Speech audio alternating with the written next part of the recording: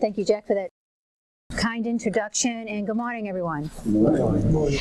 So I know the questions that must be in your mind are, well, at what level of manganese do we have to monitor, do we have to report, and take corrective action?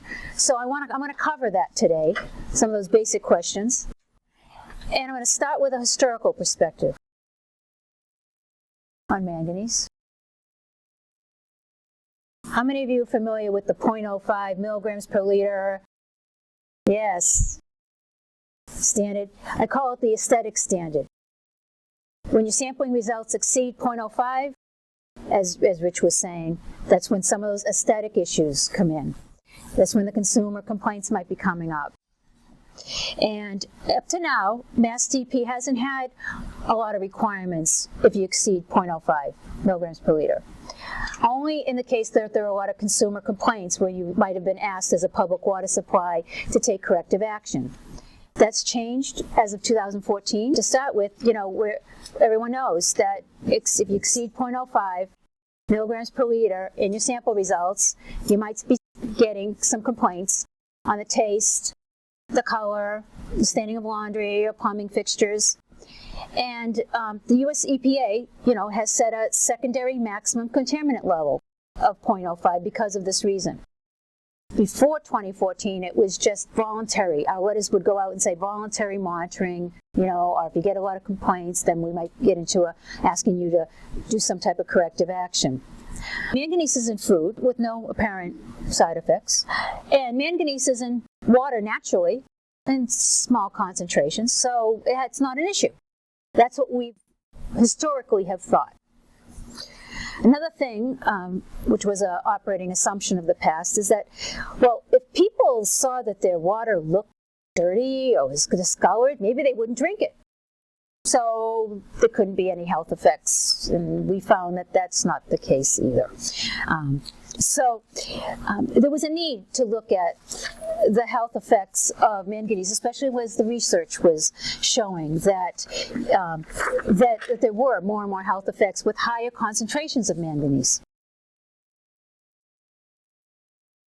It can be toxic in sufficiently high doses and produce neurological effects. And especially infants are most susceptible. And this is because infants haven't developed the capacity to excrete excess ingested manganese. So why we're mentioning infants is when you see some of our guidelines coming up, we highlight the infant population. We highlight daycares. If we have anyone here representing a daycare facility, a daycare public water supply, probably not today, but we'll be talking about that. There are acute exposure health effects associated with manganese in drinking water. Infants can have acute health effects at levels greater than 0.3 milligrams per liter. And for this reason, US EPA issued a health advisory, which is 0.3. And then MassDEP, with Office of Research and Standard, followed EPA and also set the ORSG as 0.3 and another guideline health advisory at 1.0. milligram per liter. So there are reporting and monitoring requirements that if it's greater than 0.3 up until 0.1, and then if it's greater than 1 up to 1, and if it's greater than 1, then we'll talk about that too. But in terms of the acute exposure health effects, besides infants having acute health effects, if the levels are greater than 0.3, which is why there's a guidance here, the general population can have acute health effects at levels greater than 1.0. milligram per liter. And then there are chronic exposure health effects. Adults over a lifetime may experience chronic health effects with levels over 0.3 milligrams per liter. So the MassDEP, Office of Research and Standards, set the ORSG based on 3 target populations, right? There's the general population and the infant population. To start with the general population, again, for lifetime exposure, it's recommended that the level that's in the drinking water is not exceeding 0.3 milligrams per liter. And for the general population, if your sample results are showing manganese greater than 1 and that it's happening in Massachusetts, not as commonly, but it is happening in some public water supplies. It's recommended that the general population doesn't drink the water more than a 10-day exposure. And for infants less than 1 year of age, it's recommended that they are not exposed to drinking water with greater than 0.3 milligrams per liter any more than 10 days. So basically less than 10 days is the recommendation for exposure. Some of the language that's contained in the public notice is a reference to infants ingesting this water, and that perhaps alternative waters like bottled or treated water be used for infants, and that's what it says here. But that's language that's in the standard public notice that if you had to issue a public notice, that would be in there. In many cases it is. So how are the DEP health advisories set? It's quite a detailed process. The health advisories are based on, first, the adequate dietary manganese intake levels that are known to be fine without adverse health effects. But then, as a precautionary measure, these health advisory guidelines are set, and the general population is asked to consider limiting their consumption of drinking water if it levels higher than the ORSG guideline health advisory, such as greater than 0.3 or greater than 1 milligram per liter. And that infants under the age of 1 shouldn't be given water over the health advisory, over the ORSG, right? So that's a brief discussion of the health effects. There is a lot more information on the MassDEP website. If you're interested in seeing some of the research studies, there are studies from all over the world, actually, regarding drinking water and manganese, and you're welcome to look at that. I'd like to review just briefly what's happened over the past year or so with the manganese program, because it was only just about a year ago, a little over a year ago, that the first letters went out. It was actually late in 2013, I think it was October.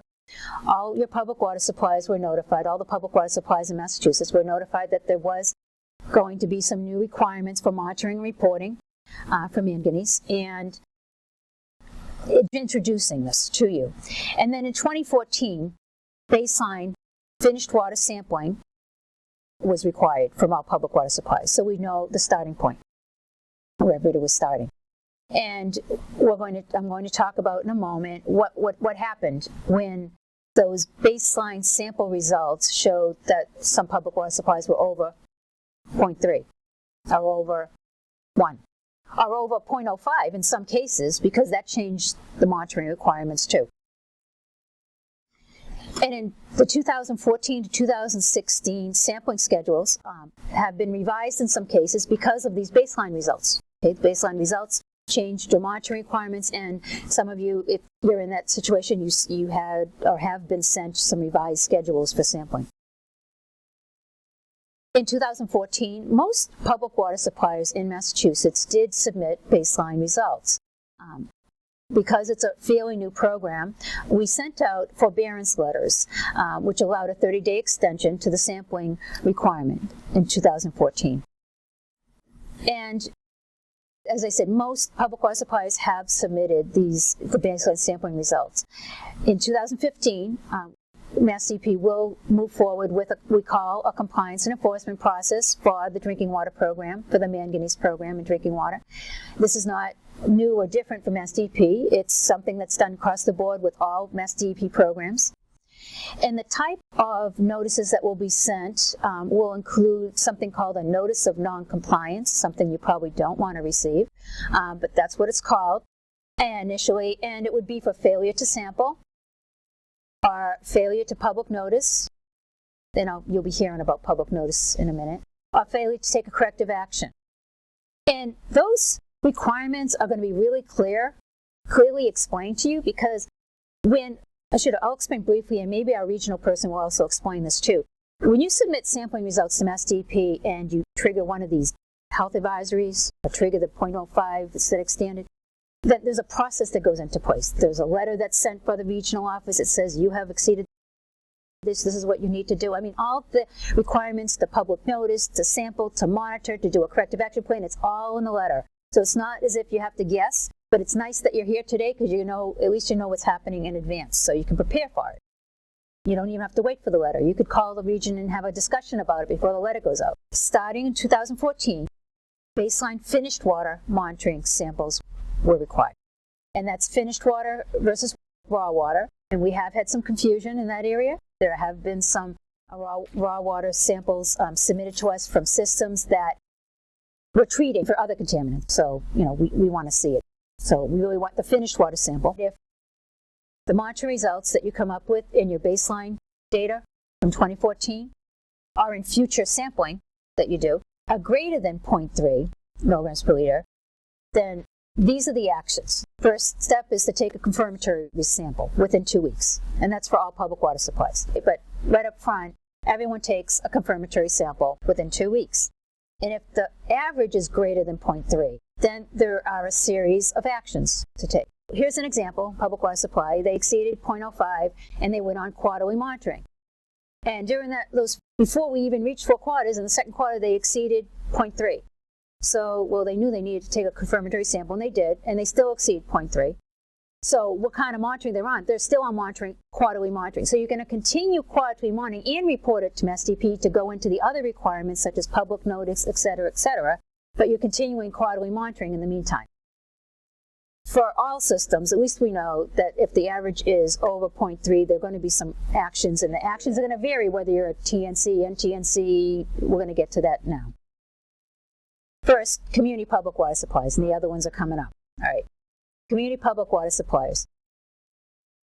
So exceeding 0.3, you've confirmed it. The average, you've confirmed it. It's over 0.3. You've notified the regional office, and you're going to get a letter from the regional office that says, okay, do public notice, do tier 2 quarterly public notice. This is consistent for all drinking water contaminants. It's something you've heard before. It's not different. All tier 2 public notice requirements are the same, depending on, no matter what contaminant it is. So it's the standard process, public notice process. There's an actual notice you notify your public with, or there's an exception. If your public water supply has already issued in your consumer confidence report in the previous year, language in it that talks about the health effects of manganese, and that you've triggered the health advisory, the ORSG. If you've already issued that information to the general population in the prior year, then you don't need to do a public notice again. Okay. Now, so I'm assuming all of you are familiar with the consumer confidence reports. Every year you issue them to MassDEP. In addition, if a community public water supply exceeds the 0.3 milligrams per liter, in your current year consumer confidence report, there has to be a notice. And the language of that notice, we have it all written out for you. We can give you a template of what you put in there, so it's not, you don't have to create the language in it. We have templates to make it easy for you. And that information is usually, I understand, sent to you in that letter that the region sends. There is a quarterly monitoring requirement, which will continue. Someone kind of asked for a different kind of system, but say in this case, okay, how long do you quarterly monitor? You continue quarterly monitoring until the level is less than 0.2 milligrams per liter. And you're asked to produce a corrective action plan, a long-term corrective action plan. There are many different types of actions that you can take. Source management, taking the source offline. It could be adjusting treatment that's already in your system for the benefit of removing manganese. Some of the current treatment that systems are using are finding if they adjust it a little is actually lowering the manganese level. So there are many different ways you can have a corrective action, including treatment. And so you're asked to produce a plan to submit it to the regional office for review. And if you're a community public water system, and once you've done the initial public notices, and the public notices go to chief elected officials, and they go to the general population and all that, you can get a waiver. You can apply for a waiver to do future public notice, but there is going to be a fairly new waiver process. If your manganese exceeds 0.3, it's a different language that you put in the consumer confidence report. And this is the text that you'll be provided in the information MassDEP gives you. that this text needs to be in there, that drinking water may naturally have manganese, et cetera, but this is what's been found in our public water supply water. So what if you're a non-transient, non-community public water supply, such as a school, and if your level's over 0.3? There are the same Tier 2 public notice requirements. Posting of the public notice for your consumers, posting it up so it's visible. A letter to the workers, and that's depending on a case-by-case basis that may be needed, to notify because the workers are drinking the water. Quarterly monitoring, and a corrective action plan.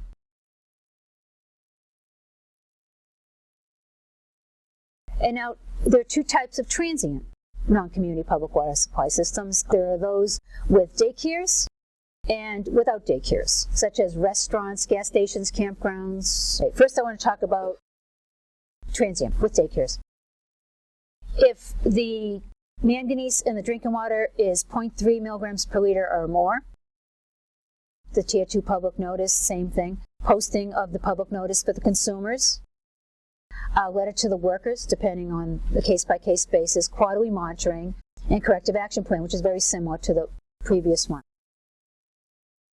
Now, for transient systems without daycares, say restaurants, gas stations, campgrounds, or where the people are transient, just quarterly monitoring is required until the level is greater than 0.3 up until 0.1. And if the level is greater than 1 in transient non-communities without daycares, and again, we're mentioning daycares because of the infant concern. Okay, it's one of the most susceptible populations, so they're in a different category.